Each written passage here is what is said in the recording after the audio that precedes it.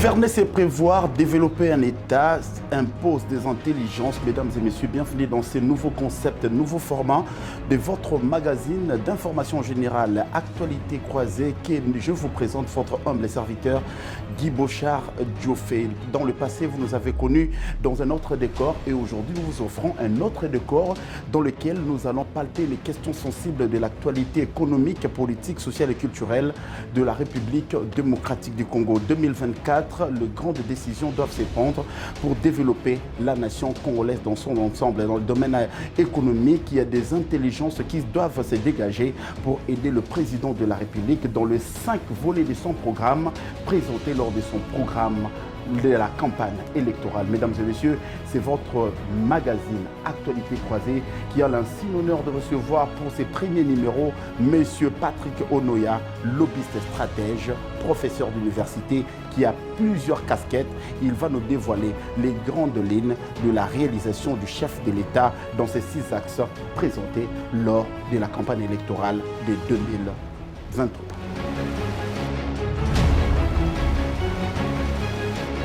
Monsieur Patrick Onoya, bonjour et bienvenue. Bonjour mon frère Guy Bochard. Nous vous recevons dans un nouveau format et puis dans un nouveau plateau de notre magazine Actualité croisée. Comment sentez-vous? C'est un plaisir, surtout pour nous du domaine de l'économie, c'est un plaisir. Nous disons toujours qu'il faut limiter la politique, il faut aussi de l'économie, parce que ce n'est pas la politique qui va faire baisser le dollar, ce n'est pas la politique qui va diversifier l'économie, ce n'est pas la politique qui va améliorer le panier de la ménagère, mais c'est l'économie. Et merci de créer ce magazine qui parle de l'économie. Nous en avons besoin. Nous en avons besoin pour le développement de la République démocratique du Congo qui aujourd'hui, les statistiques sont au rouge. On se pose la question, est-ce que nous sommes les pays qui est envoûté ou soit c'est un pays qui est en train de vivre dans des réalités mondiales? Ici, je vais paraphraser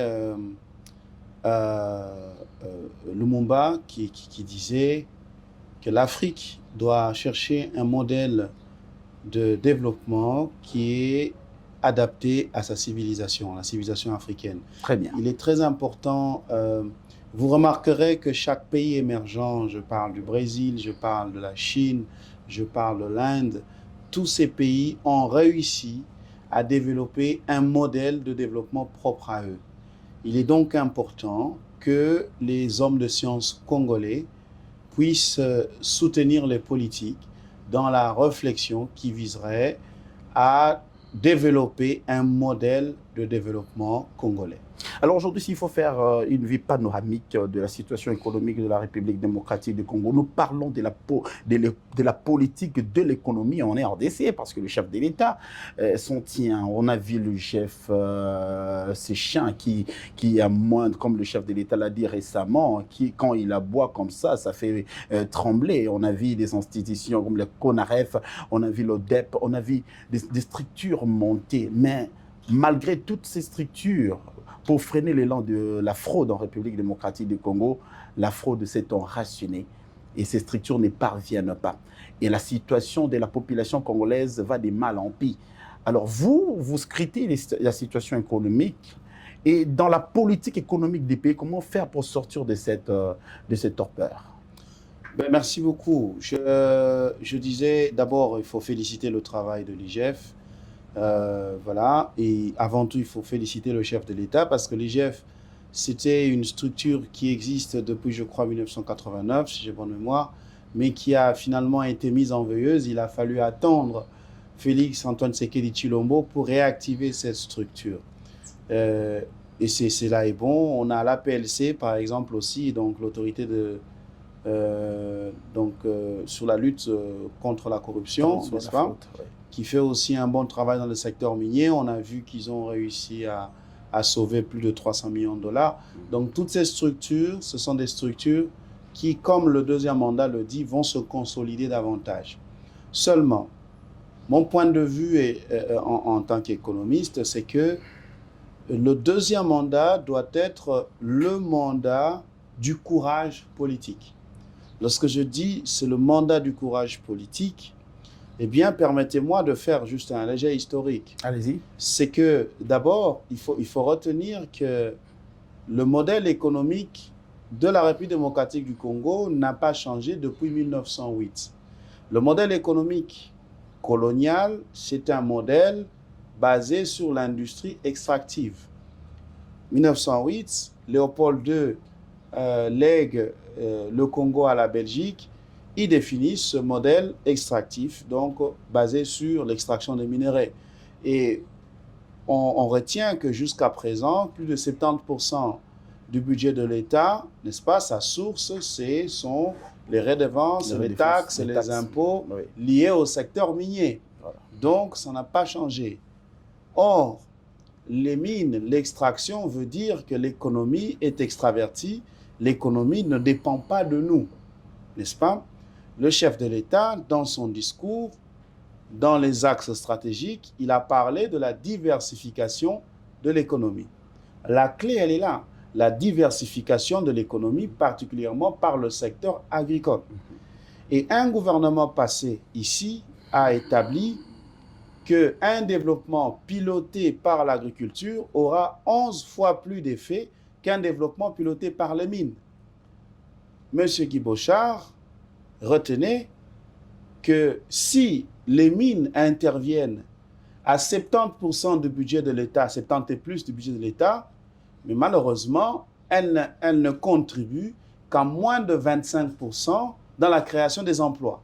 Ça signifie que le développement par les mines... La cause est parce que ce n'est pas exploité, on n'a pas des industries. Mais c'est simplement parce qu'on se limite à l'extraction. N'est-ce pas? Il faut aussi la transformation. C'est un autre défi.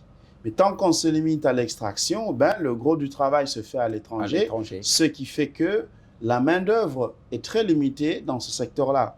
Mais par contre, l'agriculture se retrouve à la genèse d'une chaîne de valeur. Lorsqu'on commence à travailler la terre, cela permet de créer d'autres types d'industries. C'est comme ça que vaut mieux un développement par l'agriculture. Mais pour y arriver, il faut du courage politique. Depuis 1990, les années 90, parce qu'on a eu les deux pillages, n'est-ce pas, qui ont mis par terre l'industrie congolaise et achevé par l'arrivée de l'AFDL. Donc, 96-97, il y a eu encore un ensemble de pillages qui fait que l'économie congolaise n'a pas encore réussi à se relever. Et aujourd'hui, on parle de plus de 2 milliards de dollars, n'est-ce pas, que la République démocratique du Congo dépense pour importer des biens de consommation chaque mois. Il faut donc un courage politique pour pouvoir attaquer ce problème-là. Parce que sans production, on ne peut jamais relever notre économie. Vous parlez de la production pour élever l'économie congolaise, mais je crois que dans le discours du chef de l'État lors de l'investiture, je crois que c'était le 20 janvier dernier, c'est au stade de Martyrs qui accueille du monde. La population congolaise s'est massée en grand nombre pour écouter le président de la République, garant du bon fonctionnement des institutions. Mais je l'ai entendu nulle part élevé sur l'agriculture, bien qu'il parle de la création des emplois. Mais vous êtes lobbyiste et stratège. Est-ce que pour contrer et accompagner cette action du chef de l'État dans la création des emplois, vous parlez de l'agriculture. Agriculture, à quel budget? On vote quel budget pour l'agriculture? Voilà, ça c'est une question fondamentale. Mais permettez-moi quand même de souligner que oui, le chef de l'État peut-être n'a pas parlé expressément de l'agriculture, mais dans son projet, n'est-ce pas, dans son projet de société, il y a les 6 axes, mais il y a aussi les 3 projets prioritaires. Parmi les 3 projets prioritaires, il y a un projet présidentiel qui vise la création de chaînes de valeur agricoles. Donc nous voyons ici au fait que même le chef de l'État a compris que pour diversifier l'économie, il fallait le faire à travers le secteur agricole. Revenons maintenant vers la question de l'importance de l'agriculture dans le budget de l'État. Vous êtes bien informé que les 20 dernières années avant l'arrivée du chef de l'État, donc avant le premier mandat, le budget de l'agriculture était à peine de 2%, n'est-ce pas? 2% pour l'agriculture, mais j'insiste, avec un taux d'exécution qui ne dépassait pas 0,5. Alors pourquoi pourquoi cet écart? Merci beaucoup. On ne comprend pas. 10% dans un pays qui a une terre arable considérable, où on peut faire développer l'agriculture, même pour acheter l'armement, bouter les ennemis hors du territoire national. L'agriculture peut faire, l'agriculture congolaise peut nourrir l'Afrique tout entière. Pour démontrer la gravité de cette situation, permettez-moi de faire une analogie avec un pays voisin. Je ne parlerai pas du Rwanda. Je parle de l'Angola. L'Angola, 2000-2002, je pense, à Wimby meurt, on a le décollage de l'Angola. Mais 20 ans après, s'il vous plaît, l'Angola a atteint l'autosuffisance alimentaire et l'Angola actuellement produit pour l'exportation. Et vous connaissez le premier pays de destination de l'Angola, c'est la République démocratique du Congo. Nous étions à la frontière de Lufu. Les Lufu, on voit. C'est ahurissant. Nous achetons tout de l'Angola. Maïs, jus, riz, jus, tout ce qu'on peut, huile, savon. Pampex. Tout. L'Angola produit la majeure des produits de biens de première nécessité. Nous étions au forum économique RDC-Angola ici au Pullman. C'était à pleurer, n'est-ce pas? À pleurer, pourquoi? Parce que nous savons qu'avant les années 2000, tous ces gens, c'était le sens inverse. C'est l'Angola qui s'approvisionnait en République démocratique du Congo. Et tous ces gens, tous les Angolais qui ont le pouvoir aujourd'hui, la majeure partie, ils ont étudié en République démocratique du Congo. Mais eux, dès que tout allait bien chez eux, n'est-ce pas? En 20 ans, ils ont fait beaucoup plus que la République démocratique du Congo. Juste pour dire que c'est avant tout un problème de prise de conscience. Est-ce qu'il ne s'agit pas d'une politique agricole accrue? Parce qu'aujourd'hui, il y a des programmes qui ont été développés. Mais si on prend le gène Kuluna qu'on envoie à Kanyamaka CC, le service national, mais pourquoi tous ces services, tous ces programmes-là n'ont pas des sorts, n'ont pas des finalités pour donner un résultat probant aux yeux des gens? Il faut louer avant tout le travail de Kanyamaka CC. Mais ça produit quoi? Des maïs qui étaient destinés aux militaires. Rien sur le marché. Le problème est situé au niveau Pour ne pas parler des Bukangalonzo. Merci beaucoup. Tout est une question avant tout de conscience politique. Ça, c'est très important. En matière de développement, on place la volonté politique comme le premier facteur de développement. Lorsque vous avez des politiciens qui ne visent que leur ventre, c'est difficile. Le chef de l'État démontre la volonté politique. Mais est-ce que tous ses collaborateurs, les membres du gouvernement, ceux qui sont à l'Assemblée, au Sénat, ont la même volonté politique? On se poserait cette question. Je donne l'exemple de l'Angola pour démontrer, n'est-ce pas, des gens qui ont la conscience, n'est-ce pas, de faire sortir le pays du gouffre. Et ça, c'est très important. Des universitaires, des économistes de renom, des politiciens, des scientifiques de renom, la République démocratique du Congo n'en manque pas. Mais la conscience politique, ça, c'est un problème fondamental. Mais au-delà de tout, c'est une question de l'offre et de la demande. Kanyamaka CC fait un grand travail, mais pour nourrir quelle population? Quelle population, ça aussi. C'est-à-dire que ce travail-là doit être renforcé, n'est-ce pas? La production doit s'accroître énormément de façon à pouvoir atteindre le besoin de la population. Il y a une mauvaise nouvelle pour cette année. La mauvaise nouvelle, c'est que le changement climatique étant, il y a la sécheresse qui a frappé les pays d'Afrique australe. La Zambie se plaint, n'est-ce pas, qu'elle ne va pas atteindre cette année la production de maïs qu'elle espérait. Le Zimbabwe, la même chose, la Tanzanie, la même chose. Donc, il y a une sécheresse. Donc, la petite saison sèche s'est allongée. On dit que c'est un changement climatique. Ceci veut simplement dire que la République démocratique du Congo doit prendre ses précautions, car protectionnisme économique étant, la Zambie va privilégier le marché intérieur plutôt que l'export. Voyez? Mais entre-temps, en République démocratique du Congo, pendant que ce phénomène se passe maintenant, en Zambie, au Zimbabwe, que faisons-nous pour prévenir une prochaine pénurie de maïs. De maïs. Qui a d'ailleurs fait du bruit. Qui a d'ailleurs fait du bruit. Exactement. L'année dernière. Et je vous annonce que dans quelques mois, eh bien, ça va encore arriver. Et cette petite sécheresse se fait ressentir déjà aussi dans le Haut-Katanga parce que c'est vraiment dans c'est la même zone.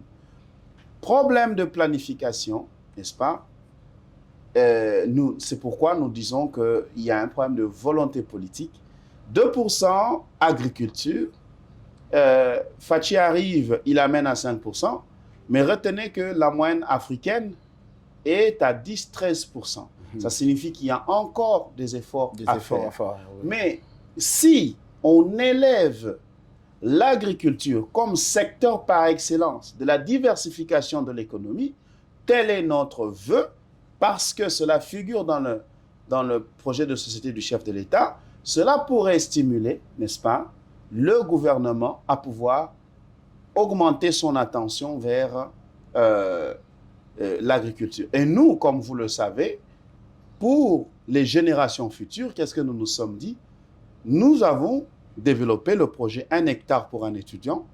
L'objectif est de pouvoir créer la culture de l'investissement dans l'agriculture chez l'étudiant congolais qui est le futur ministre, qui est le futur député, n'est-ce pas, les membres de cabinet, ainsi de suite, que chacun mette la main à la pâte. Je veux prendre mot par rapport à ces fameux projets, 1 hectare pour un étudiant que vous avez annoncé avec pompe en République démocratique du Congo. On a vu les étudiants de toutes les universités congolaises se mobiliser derrière ces projets, mais à l'heure actuelle, on ne sent pas l'accompagnement du gouvernement, plus particulièrement du ministère de l'Agriculture. Est-ce que ça existe encore? Ça a quoi comme bilan? Parce que le président de la République vient de finir son premier quinquennat. Il n'y a eu aucun projet phare dans les domaines, dans le secteur de l'agriculture qui a marché. Mais aujourd'hui, on voit un lobbyiste stratège qui impulse un projet d'1 hectare pour un étudiant. On a vu les étudiants des universités congolaises prendre le projet à bras le corps avec tout ce que vous avez ouvert à Songololo, ici dans le Congo central. Mais aujourd'hui, quel accompagnement du gouvernement pour réussir ces projets qui est vraiment, qui a vraiment de portée à sauver l'État congolais? Merci beaucoup. Je dois avouer que nous avons eu les félicitations du chef de l'État, ce qui nous a...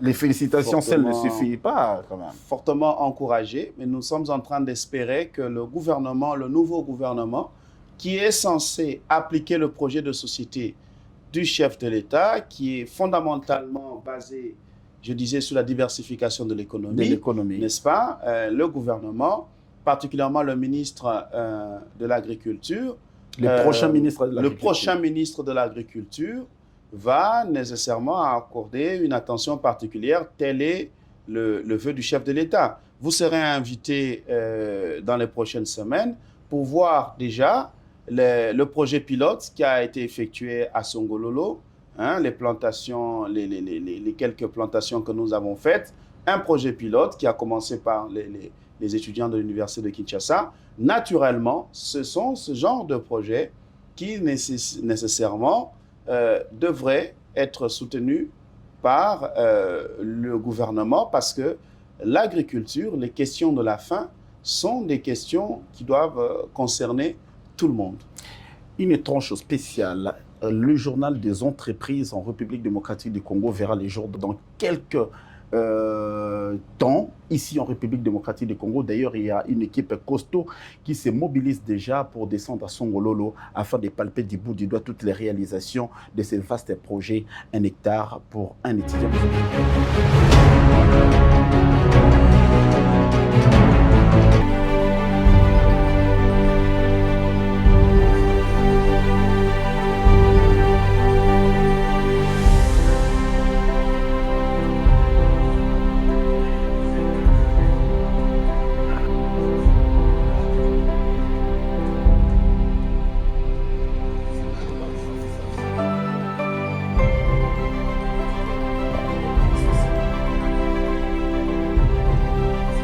Patrick Onoya, nous sommes Actualité Croisée qui vous reçoit ces jours. Vous parlez des questions d'investissement en République démocratique du Congo, mais le président de la République s'est articulé lors de son discours sur la création des emplois. Comment nuancer création d'emplois avec cette pauvreté accrue qui emballe les universitaires congolais aujourd'hui? Finir les études en République démocratique du Congo n'est pas un luxe. N'est pas un luxe finir ses études en République démocratique du Congo. Pourquoi ces contrastes? Ceux qui finissent des études finissent cambistes au coin de rue, coiffeurs dans un établissement de fortune. Et ceux qui terminent les études, leur cursus académique, finissent, je ne sais pas. Ce projet d'un hectare pour un étudiant et la création des emplois que le chef de l'État a énoncé, pensez-vous que ça peut rimer afin de sortir la population congolaise de cette gouffre? Oui, je vais vous donner un exemple. Le doyen de la faculté d'agronomie de l'Université pédagogique nationale, IPN, nous donnait une anecdote de ces étudiants, je crois que dans le Sankourou, des étudiants en agronomie à l'intérieur du pays qui ont du mal à payer les frais d'études. Et le professeur les a fait remarquer qu'aucun étudiant en agronomie ne pouvait manquer les frais d'études. Les étudiants ne comprenaient pas pourquoi il assimilait ça en quoi? Il dit, si vous prenez 1 hectare de manioc, vous allez investir, si vous investissez 1 hectare de manioc, vous pouvez investir autour de $500 et vous gagnerez autour de 3 à 4 000 $. Mais si vous ne faites pas 1 hectare, ça signifie que vous n'avez pas assez d'argent. Même $100, dit que vous pouvez même vous mettre à 2 à 3. Vous réunissez un $100, donc vous faites 1/4 d'un hectare. Si 1 hectare peut donner environ 4 000 $, donc vous allez avoir pour cela même 1 500 $. Alors il leur faisait réfléchir pour dire, avec ce que vous apprenez ici, vous gardez cela en théorique, n'est-ce pas? Et vous ne faites pas le travail de la terre et vous manquez de quoi payer. C'est quoi le problème? C'est le manque d'esprit entrepreneurial. C'est-à-dire qu'il y a un grand travail. Mais ce n'est pas dans l'ombre congolais, l'esprit entrepreneurial. C'est pas dans l'ombre. Vous savez, moi, une de mes réussites, je me félicite, permettez-moi pour ça, c'est d'avoir été dans les coulisses, dans la transformation de l'OPEC à l'ANADEC. Vous vous rappelez, l'ANADEC, c'est l'Agence nationale pour le développement de l'entrepreneuriat, sa transformation, et aussi la création du FOGEC, donc du Fonds de garantie d'État. Nous avons organisé à l'époque une mission d'affaires, une mission d'échange plutôt, aux États-Unis, au Texas, entre l'OPEC et la Small Business Administration du Texas. C'est mon cabinet d'affaires qui a organisé cela, pour qu'ils voient comment le développement de l'entrepreneuriat se fait aux États-Unis. Et cela a inspiré, n'est-ce pas, la réforme de l'OPEC en ANADEC. Et aussi, ils ont constaté qu'il y avait un maillon qui manquait chez nous. C'était le maillon lié aux garanties dont avaient besoin les entrepreneurs. Et cela a créé le FOGEC. Alors, pour ma part, c'est une contribution notable patriotique en tant que lobbyiste à l'évolution. Mais qu'est-ce que nous voulons dire par là? Nous voulons dire que les millionnaires se fabriquent, n'est-ce pas? Il a fallu que Obasanjo, vers les années 2000, impulse cette politique d'investissement par les locaux, n'est-ce pas? Qu'on a vu la création des milliardaires de Tony Elumelu, Dangote, et ainsi de suite. C'est pour dire que cette politique qui a commencé au premier mandat par le chef de l'État doit être accentuée, n'est-ce pas, pour renforcer le travail des entrepreneurs congolais. Mais aux États-Unis, qu'est-ce que ceux de l'OPEC à l'époque, la présidence de la République et le ministère des PME ont compris? Ils ont compris que les États-Unis investissent beaucoup sur le renforcement de capacités des entrepreneurs. Un entrepreneur, nous, on a des entrepreneurs seulement self-made man. Or, les self-made man, ça signifie des gens qui se sont forgés dans le roc.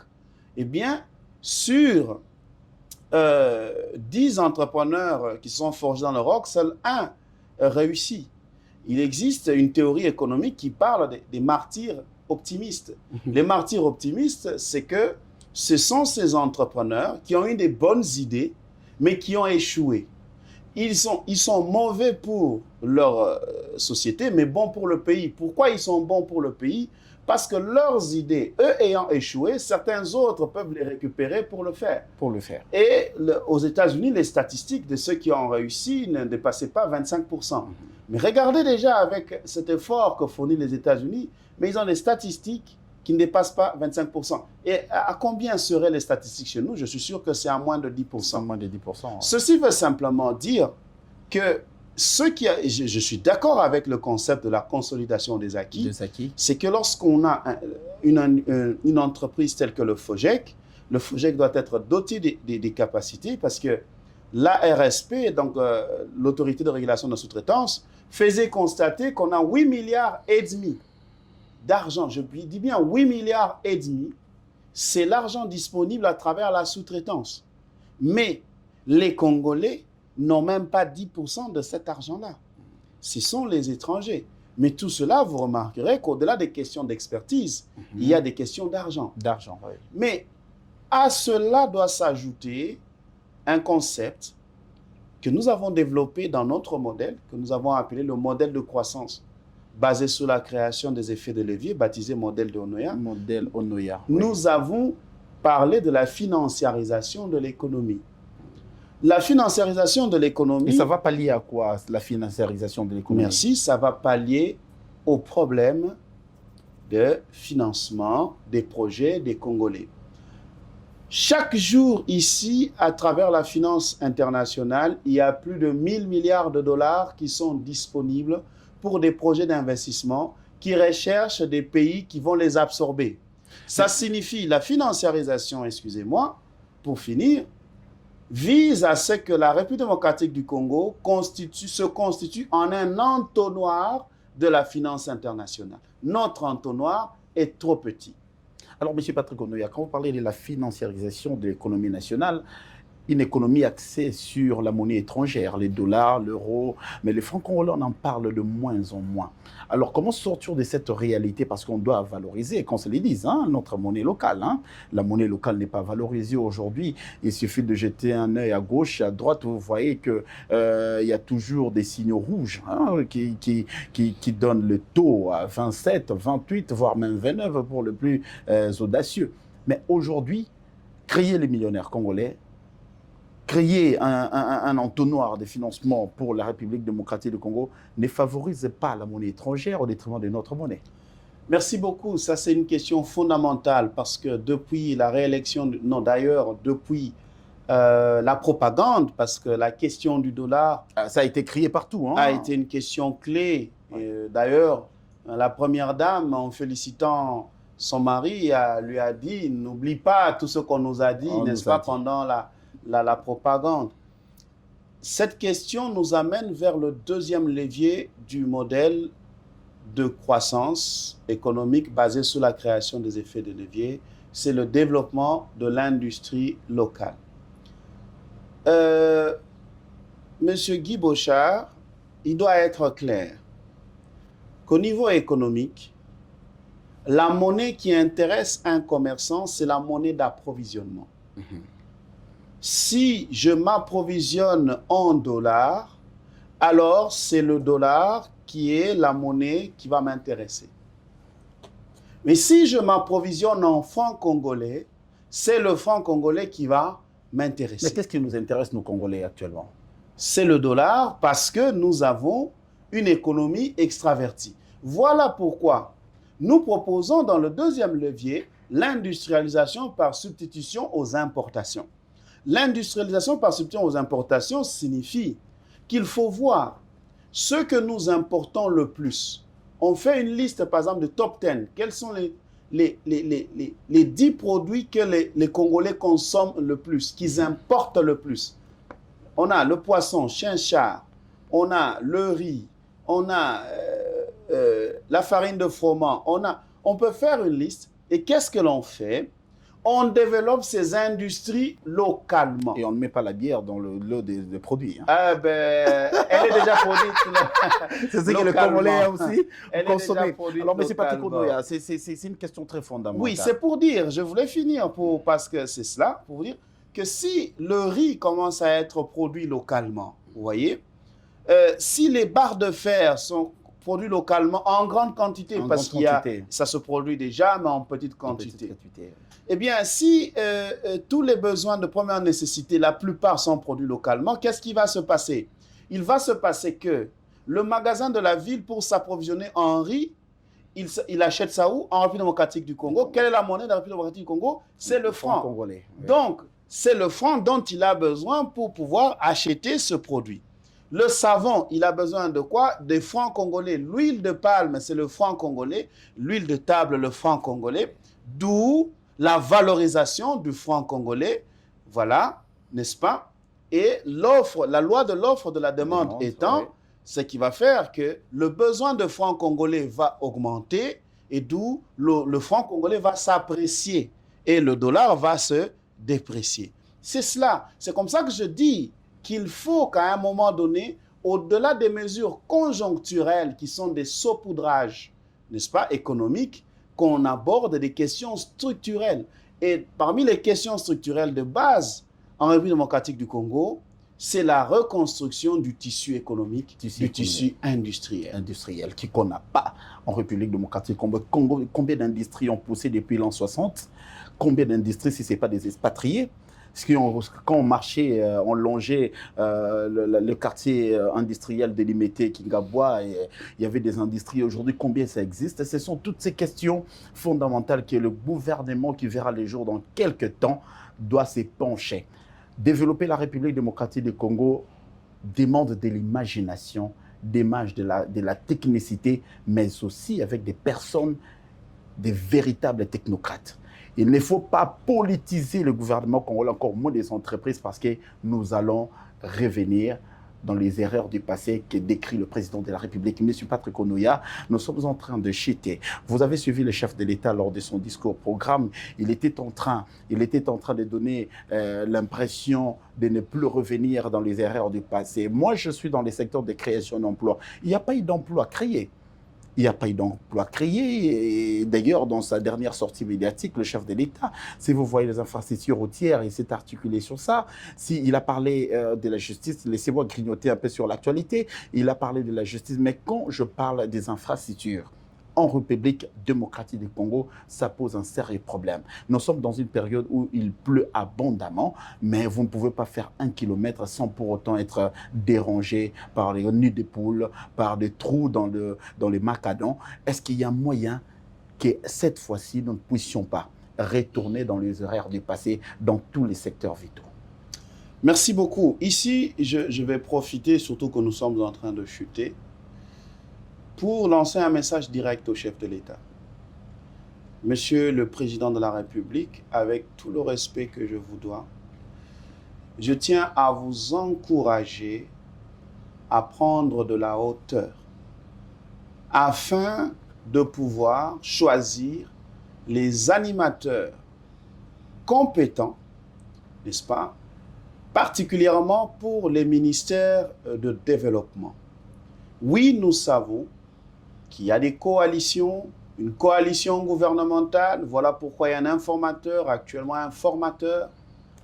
Mais nous souhaitons et nous vous suggérons que la politique se fasse pour les ministères politiques, tels que l'intérieur, les affaires étrangères, la défense, les droits humains, l'information ou la communication, toutes ces choses. Mais pour les ministères de développement, s'il vous plaît, Monsieur le Président de la République, avec tout le respect que je vous dois, veillez à être strict afin qu'il puisse y avoir des technocrates. Parce que ce n'est pas la politique qui va faire baisser le dollar, ce n'est pas la politique qui va diversifier l'économie, ce n'est pas la politique qui va améliorer, n'est-ce pas, le panier de la ménagère. Nous voulons des animateurs qui soient des réels technocrates, qui vont impulser, n'est-ce pas, le développement et qui vont vous soutenir dans, dans la réalisation de votre projet de société. Et cela est ma demande. Est-ce que les gens existent qui peuvent aider le président de la République à réussir ce pari? Certainement, mais ils ne sont pas toujours politiques. C'est ça l'affaire. Ils ne sont pas toujours politiques. Et ils n'ont pas été consultés. Mais ils existent. Et d'ailleurs, le chef de l'État en connaît beaucoup. Voilà pourquoi je dis qu'il est important de l'encourager à prendre de la hauteur. N'est-ce pas? À prendre de la hauteur. De refuser cet emprisonnement, n'est-ce pas, des politiques qui pensent que seuls eux doivent être là. Si aujourd'hui nous faisons une évaluation rigoureuse, n'est-ce pas, des warriors du deuxième mandat, sur les 60 ministres, combien réellement ont servi le pays? Je ne sais pas s'il y en a plus de 10. Alors, la politique, elle ne peut pas cesser.